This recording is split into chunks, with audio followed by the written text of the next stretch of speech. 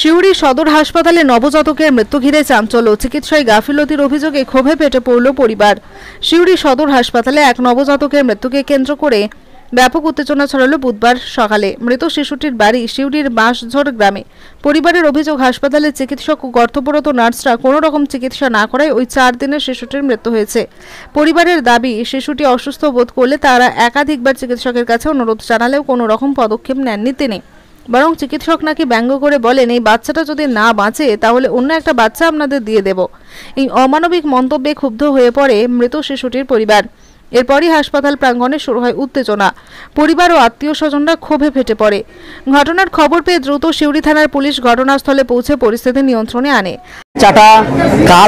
কাল 9টা থেকে কান্নাকাটি করছে, প্রচন্ড কান্নাকাটি করছে।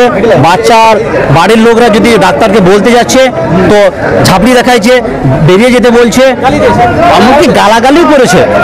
যদি বারবার কান্না করছে, ডাক্তারকে বলতে এসেছে কান্না করছে, একটু দেখুন, তো বলছে যে তোমরা দেখো কিসের জন্য কান্না করছে, আমরা কি করে জানবো। আর যদি বাচ্চার কিছু হয়ে যায় তো বাচ্চা দিয়ে দেবো। তো বাচ্চাটা কি দিয়ে দেয় না আরো কেউ দিয়েছে না আরো কি তাহলে এরকম করেছে? বাচ্চাকে কালকে 9টায় দেখেছে, 12 ঘন্টা 24 ঘন্টা পর আবার ডাক্তার আসছে। সকাল 9টা থেকে আবার রাত 10টা 11টার সময় ডাক্তার দেখছে।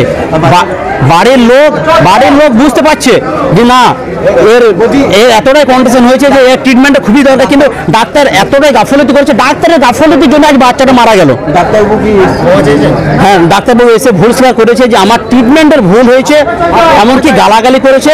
ফার্স্টে ক্ষমা চাইতে চাইনি, যাই হোক সবাই বলেছে, প্রশাসন বলেছে, আমাদের কাজটাও বলেছে, সবাই বলেছে, এসে বাইরে ক্ষমা চেয়েছে যে আমার ভুল হয়েছে, পরবর্তীতে আর হবে না। আর আমি এটাই চাইছি পরবর্তীতে যেন ট্রিটমেন্টটা ঠিকভাবে হয়, এই জন্য চাইছি।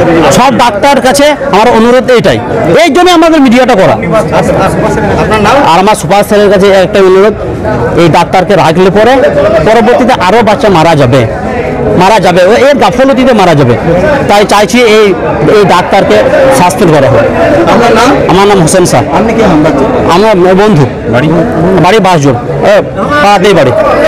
হাসপাতাল চত্বরে প্রায় 1 ঘন্টা ধরে উত্তেজনা ছড়ায়। স্থানীয়রা জানান, প্রায় সদর হাসপাতালে এভাবে রোগী বা নবজাতকের চিকিৎসায় অবহেলার অভিযোগ ওঠে, কিন্তু সঠিক তদন্তের অভাবে বেশিরভাগ ঘটনায় চাপা পড়ে যায়। এরপর সাংবাদিকদের সামনে চিকিৎসক এস মালাকা তার নিজের অমানবিক মন্তব্যের জন্য পরিবারের কাছে ক্ষমা চান। তিনি বলেন, আমার ভুল হয়ে গেছে, আমি রাগের মাথায় ওই কথাটি বলেছিলাম, আমি এর জন্য আন্তরিকভাবে দুঃখিত ও ক্ষমা প্রার্থী।